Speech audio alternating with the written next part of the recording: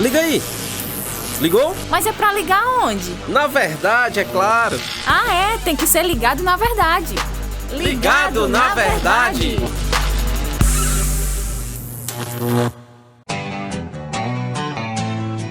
Muito bem, estamos aqui de volta com o nosso podcast Ligado na Verdade, todo especial porque vamos começar uma série hoje sobre a Reforma Protestante.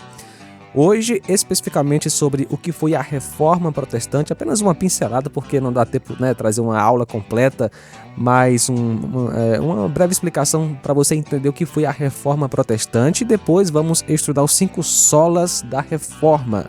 E cada episódio um convidado, uma pessoa diferente, e hoje quem está conosco novamente, o pastor Álvaro Augusto. Prazer imenso tê-lo conosco novamente aqui no Ligado na Verdade. Bom dia, João, graça e paz, tudo bem? Tudo ótimo. É um prazer para mim estar de volta aqui com vocês, para a gente estudar um pouco sobre o que foi a Reforma Protestante. Antes de mais nada, eu gostaria de me apresentar. Meu nome é Álvaro, né? Sou pastor aqui em Uruaçu há 5 anos, sou casado com a educadora Lídia Ximenes e sou pai da Eloá, de 7 meses de idade. Então, essa é a minha família aí. Tem que estar ligado na verdade! Beleza, pastor Álvaro. Vamos lá, vamos entender o que foi a Reforma. Explica pra gente aí, especialmente para quem nunca ouviu uma explicação sobre a Reforma Protestante. Então, a Reforma Protestante, João, ela foi um movimento que aconteceu na Europa no período da Idade Média, já na transição da Idade Média para o período da Renascença, né, que foi um período aí de grandes mudanças, tanto no quesito social, quanto no quesito político, quanto nas questões econômicas ali na Europa, né? Então, quando você pensa em Reforma Protestante, o que vem à mente das pessoas é que a Reforma Protestante foi um movimento de um homem só, de um homem chamado Martinho Lutero, que se levantou contra a Igreja Católica, contra a autoridade do Papa, e criou um montinho ali. Mas, na verdade, muitos outros fatores já estavam ocorrendo na Europa, como, por exemplo, o Renascimento, a Renascença, né, que marcou o retorno às fontes, como o interesse dos estudiosos, dos intelectuais, dos filósofos, por exemplo, a estudar os originais da língua da Bíblia, né, os originais do grego da Bíblia. Então, isso foi ocasionando uma mudança de entendimento e o entendimento das incoerências que estavam acontecendo naquele período na Igreja Católica. Então, foi isso que foi desencadeando. As questões econômicas também são fatores muito importantes que a gente pode destacar, que levaram à reforma, porque você tem o surgimento da classe média naquele período, né? E eles não estavam satisfeitos com a ideia de você sustentar os abusos do papado, os luxos do papado. Então, essa ideia de igreja e Estado, essa ideia de autoridade central, era uma ideia que estava em declínio total na Europa Ocidental, digamos assim. Mas vamos focar aqui na questão do Lutero, que é o que interessa para a gente hoje, né? Porque uma coisa que eu gostaria de lembrar, João, é que Lutero, ele é só aquele que é o estopim da Reforma Protestante. Mas antes dele, nós já há cerca de um século atrás, você tem, por exemplo, os pré-reformadores conhecidos, como, por exemplo, o Joe Hus, você vai ter o Savonarola. O Joe Hus foi queimado, né? Foi condenado pela Igreja Católica no Concílio de Constância em 1415, por suas ideias reformistas. E aí você tem depois também o Savonarola, que também tinha ideias reformistas. A ideia deles não era uma ruptura, em primeiro momento, com a Igreja Católica, mas a ideia de reformar, de retorno mesmo às Escrituras, né? De retorno à autoridade das Escrituras. Então eles foram condenados à morte na fogueira por conta das suas ideias. Daí o grande debate da Reforma Protestante no âmbito da religião é sobre 2 temas específicos, que é a salvação e a autoridade. Aonde está, né, qual é a fonte de salvação e qual é a fonte de autoridade última? Para a Igreja Católica Romana, a fonte de autoridade única, o centro, o trono da razão, era o Papa. Então, o que o Papa diz é lei, é o que Deus diz, acabou, né? Então, o Papa determina os destinos da salvação do homem. E acerca da salvação, o Papa também, ele tem, a Igreja Católica, ela tem o quê? A autoridade para o quê? Desligar no céu e desligar na terra. Ou seja, a ideia de você conferir ou não a salvação para o homem por meio de obras. Então, o debate acerca da reforma protestante gira em torno desses dois temas específicos, de salvação e de autoridade. Quem tem a autoridade final? É a Escritura, é a palavra, ou é a tradição e o Papa? E quem pode salvar? Quem é que salva o homem? Né? O homem se salva por suas obras, por sua própria justiça, ou ele se salva pela justiça divina, pela justiça de Deus, por Jesus Cristo? Então, esse foi o grande debate que aconteceu. Creio que era por isso que a gente via muita indulgências, né? A ideia do homem fazer alguma coisa ali em prol de si, ou então em prol de outra pessoa que já morreu, né? Exatamente, só que as indulgências elas já surgem num período mais adiante, já mais com na frente, Lutero, né? Na verdade, já estava havendo, sim, a cobrança de indulgências, né? Como um subterfúgio para a salvação do homem, ou seja, como uma forma de tirar o homem do inferno, ali do purgatório. Já estava sendo pregado isso na época. Então surge Martinho Lutero no ano de 1517. Lutero ele nasce de uma família de camponeses, pessoas da classe média, né? Em 1483 ele nasce. E aí, durante a sua vida, ele viveu com a crise típica do povo da Idade Média, que era a crise do medo da morte. Então ele tinha um medo terrível da morte e ele tinha o medo do inferno. Então ele compartilhava desse medo, né? Então o inferno para Lutero era algo que assombrava ele e assombrava todo o povo da Idade Média. E aí até que num dia, certo dia, quando ele tinha 22 anos de idade, ele estava no meio de uma tempestade, essa história é interessante, que ele estava num período ali, passando ali por uma tempestade cheia de raios, e aí quando ele fica cara a cara com a morte, ele, no impulso, faz uma promessa para Santa Ana, dizendo que se ele sobrevivesse àquela tempestade, ele iria se tornar um monge, né, na Igreja Católica, se dedicar à ordem da Igreja.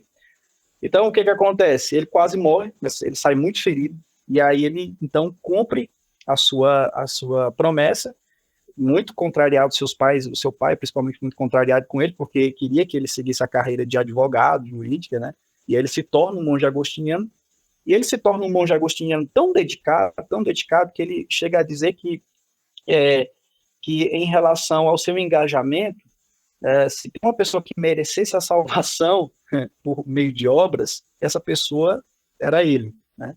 Porque ele era um monge tão dedicado, mas tão dedicado na ordem lá, então fora da curva, digamos assim, que ele disse que se uma pessoa merecesse a salvação por meio de obras, a primeira pessoa que merecia a salvação era ele, né? E tanto que ele era bom e tanto que ele era dedicado. Então, Lutero, ele tinha tanta consciência da sua pecaminosidade, da sua situação diante de Deus, que nada que ele fizesse, mesmo de que ele fosse tão dedicado, ele se sentia bom o suficiente para, diante de Deus, ele se sentir justo, né? Então, para Lutero, como que ele via Deus? Como que Lutero via Deus? Ele via Deus como um carrasco. E ele teve um determinado período da vida dele que ele chegou a dizer até que odiava a Deus. Entendeu? Eu odeio Deus, né? Por quê? Porque ele odiava a frase chamada justiça de Deus, né? A famosa frase justiça de Deus. Então, essa frase era muito forte para ele não conseguia entender essa frase, né? Então, há relatos até de que Lutero, várias vezes na sua cela, ele era encontrado desacordado, muitas vezes, né? De tantas crises que esse homem tinha, né? Crises em relação a essa questão. Então, até que um dia, ele dando aula na Universidade de Wittenberg, em 1515, ele se depara com um versículo. Qual versículo é? Romanos 1,17, que fala: o justo viverá pela fé. Né? Aí, Lutero, a partir daquele momento, virou a chave. Virar a chave. É como se ele sentisse que um fardo fosse tirado das costas dele. Porque a partir desse momento ele entendeu que a justiça de Deus, esse tema justiça de Deus, a justiça de Deus foi lançada sobre Jesus, né? E o que Deus requer de nós é o quê? Que a gente viva agora pela fé, confiando em Jesus Cristo para a nossa salvação. Então isso tirou um fardo enorme de cima dele, né? E naquele momento ele entendeu que nada do que ele fizesse iria iria salvar ele da ira de Deus, mas quando ele se depara com esse versículo, com esse texto, ele entende que a justiça de Deus, na verdade, ela é transferida ou ela é colocada sobre quem? Sobre Jesus, né? Ou seja, Deus, ele faz o seu filho pagar o preço, né, dos nossos pecados, para que por meio de Jesus a gente possa ser salvo por meio da fé. Então ele entende isso e ele diz que sente como se ele fosse liberto de um fardo enorme, né? Mas aí, em relação a isso, o que acontece? Depois que ele entende esse processo de que o homem não é salvo por meio de obras, nem por meio do que ele possa fazer de bom, da sua própria justiça, né? No período que Lutero estava lecionando lá na Alemanha, na Catedral de Wittenberg, aparece um missionário papal chamado John Tetzel, né, que é um missionário que foi designado pelo Papa para pregar na região ali da Alemanha, e a missão dele era arrecadar dinheiro para a construção da Basílica de São Pedro, em Roma. E aí, entre outras coisas que John Tetzel pregava, ele pregava que cada moeda que caísse no fundo do gasofilácio era uma alma que saía do purgatório. Então, quando Lutero ouviu essa frase desse homem, desse missionário papal, ele ficou completamente transtornado, né? Então, foi aí o estopim da revolta de Lutero, foi aí o momento onde ele cortou realmente relações com a igreja, né? com a igreja romana. Então, ele, cansado de ouvir todas essas mentiras pregadas pela igreja, então ele resolve, em 31 de outubro de 1517, pregar as suas famosas 95 teses na porta do castelo de Wittenberg, de onde surgem os 5 solas que nós conhecemos, né? Que, falando contra a autoridade papal e defendendo a autoridade da palavra de Deus, a autoridade bíblica. Então, a partir daí, a Igreja Católica começa, então, a perseguir Lutero. Lutero é convocado na Dieta de Worms, em 1521, para prestar esclarecimentos, não só para prestar esclarecimentos, mas para como um julgamento ali pelo que ele fez, pelo que ele faz, né? Então, a partir desse momento aí, a reforma ela tem o seu estopim. Tá? Então, esse é um grande resumo, né, do que estava acontecendo naquele período. Mas você pode considerar as questões sociais, as questões econômicas, as questões políticas. Então, são muitas e muitas coisas que culminam com a reforma ali. Nós estamos falando de um aspecto da reforma, do aspecto religioso, não estamos falando dos outros aspectos da reforma. Então, basicamente, né, o que Lutero e outros reformadores estavam fazendo é trazendo o povo de volta às escrituras, né? As escrituras. Ou seja, é trazer a coisa de volta ao que os apóstolos ensinaram. Daí que entra os 5 solas da reforma protestante, né? Os 5 pilares que você pode aí falar pra gente quais são. Que, inclusive, nos próximos episódios nós vamos entender cada um deles. Mas você pode dar uma pincelada pra gente aí, pastor.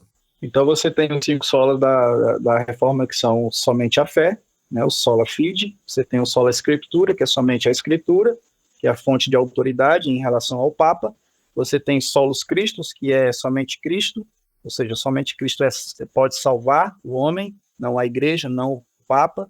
Sola gratia, que é somente a graça, ou seja, o homem só é salvo por meio da graça, por meio da fé e não por meio de obras. E você só tem o soli deo glória, né, que somente a Deus a glória.